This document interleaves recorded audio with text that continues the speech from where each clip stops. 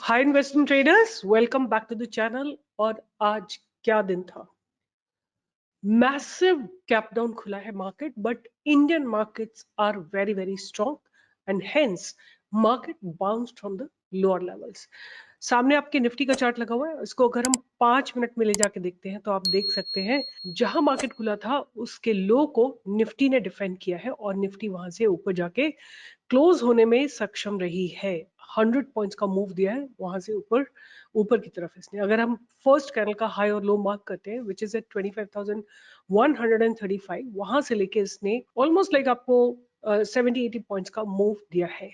Now again मैं आप लोगों के लिए जो वीडियो बनाने वाली हूँ गैप अप और गैप डाउन में, उसमें एक बहुत इंपॉर्टेंट बात जो है वो यही मैं आप लोगों से करूंगी कि अगर suppose because of international scenario अगर मार्केट नीचे खुलता है बाय एनी चांस तो मार्केट सपोर्ट लेगा और ऊपर की तरफ बाउंस करेगा। अगर मार्केट अप ट्रेंड में, राइट, बिकॉज हमारे फंडामेंटल्स अगर हम देखते हैं ओवरनाइट क्या चेंज हुआ था, what changed in Indian economic scenario? Did the geopolitical situation change? Did the financial situation change? Did India had a crucial data? Nothing of that sort. Then अगर market गिरा है तो केवल और केवल एक ही रीजन था उसका, वो था इंटरनेशनल सिनेरियो। बिकॉज यूएस में जो है recession is being expected and there are many other factors, but at the same time India का जो ग्रोथ है वर्ल्ड बैंक ने वो 7% पे इंक्रीज किया है from 6.7%। There has been a drop in the crude price और बहुत सारे ऐसे फैक्टर्स हैं जिनके चलते मुझे ऐसा नहीं लगता कि कोई बहुत बड़ा इशू है इंडियन स्टॉक मार्केट में। तो जो बेस्ट पार्ट था आज का वो यही था कि गैप डाउन खुलने के बाद मार्केट ने बाउंस किया है। एक बार बैंक निफ्टी को भी देख लेते हैं what exactly bank Nifty did. So bank Nifty आप देखेंगे तो जहां हमारा जो कंफ्यूजन जोन था उसके नीचे क्लोजिंग दी है। तो ये कंफ्यूजन जोन जब तक सॉलिडली क्लोज नहीं हो जाता है तब तक हमको एक कॉशियस स्टांस में ही रहना है। और ये जो गिरावट आप देख रहे हैं ना, ये आई है पीएसयू बैंक्स के चलते हुए। सो आप देख सकते हैं bank Nifty is also travelling in a channel, right. और ये जो चैनल का रेंज है दिस इज रफली अबाउट 500 पॉइंट्स का चैनल है, राइट। और अभी again again I would say कि it closed at 51,400 which is a very very important zone for bank nifty. Again bank nifty is again entering in the confusion zone. तो मेरा जो reaction रहेगा वो आज रहेगा कि निफ्टी ने एक अच्छी मूवमेंट दिया है लोअर लेवल पे खुल के, और फिर ऊपर की तरफ निफ्टी ने एक मूवमेंट दिया है और सॉलिड मूवमेंट दिया है, राइट। तो इसके चलते मैंने अपने लिए 3-4 स्टॉक्स निकाले हैं। कुछ बॉटम आउट स्टॉक है। बॉटम आउट स्टॉक इसलिए है कि उन्होंने लगातार they have been falling down, but आज गिरते हुए मार्केट में उन्होंने अपने आप को संभाला है। All these stocks which have been falling down for a long time have consolidated and given a positive breakout, and hence these stocks are on my radar, right? So you understand the rationale very very clearly. So first stock that I'm going to talk about is Alembic Pharma. Alembic Pharma is going to be my first stock, right? So right here in front of you, Alembic Pharma. So Alembic Pharma has formed a very very nice bottom पहली बात। और दूसरी बात यह है कि आज pharma sector के सारे स्टॉक्स ने, जितने भी स्टॉक्स हैं फार्मा सेक्टर के, उन्होंने बहुत शानदार ब्रेकआउट दिया है। आप देखिए यहाँ से अब it has a very very bright, if it goes above days high which is 1134, the stock is ready to hit the target of 1200। और अगर 1200 भी क्रॉस हो जाता है तो आपको 1250 एंड 1300 तक के टारगेट इसमें आते हुए दिखाई देंगे। और आपका कंसोलिडेशन जोन रहने वाला है अगर ये नीचे गिरता है टू अबाउट 1040। तो Alembic pharma is my first stock. आप देख सकते हैं स्टॉक काफी दिनों से लगातार गिर रहा था और आज इसने अपनी ट्रेंड लाइन को ब्रेक किया है और ऊपर की तरफ चलने के लिए तैयार है। दूसरा स्टॉक जो मेरे रडार पे है वो है alkali metal, alkali metals limited. So the stock has the same similar trend that you saw. In spite of such heavy markets selling in the market, this stock could manage to maintain the break the consolidation zone।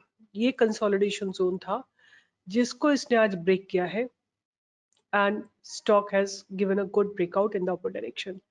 So if it goes above 119, you may find a good breakout. Our stop loss or the accumulation zone is going to be 112.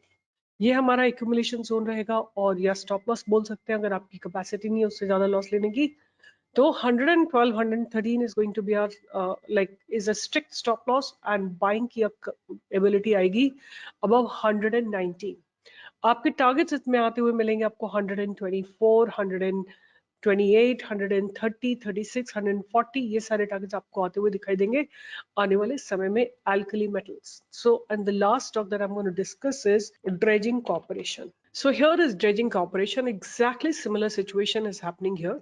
The stock has been falling down for quite some time, for quite some time, considerable time. And now what has happened, in spite of such a falling market, the stock has consolidated. यहाँ पे देखिए stock ने consolidation किया है और वहां से इसने ट्रेंड लाइन को ब्रेक किया है। तो अब इसमें आप बाइंग की अपॉर्चुनिटी ढूंढ सकते हैं 935 के ऊपर, जहां ये पास्ट बेरिस लगे हुए हैं, इनके ऊपर ही आपको बाइंग ढूंढना है। 945 आई वुड से is a good buying zone. 945 से अगर आप बाय करेंगे तो आप स्टॉप लॉस रहेगा 880 का, और टारगेट्स आपको ऊपर की तरफ आते हुए दिखाई देंगे 1000, 1050, 1060, 1100, 1140 and so and so forth. ये टारगेट्स आपको इसमें soon you will be able to see them coming.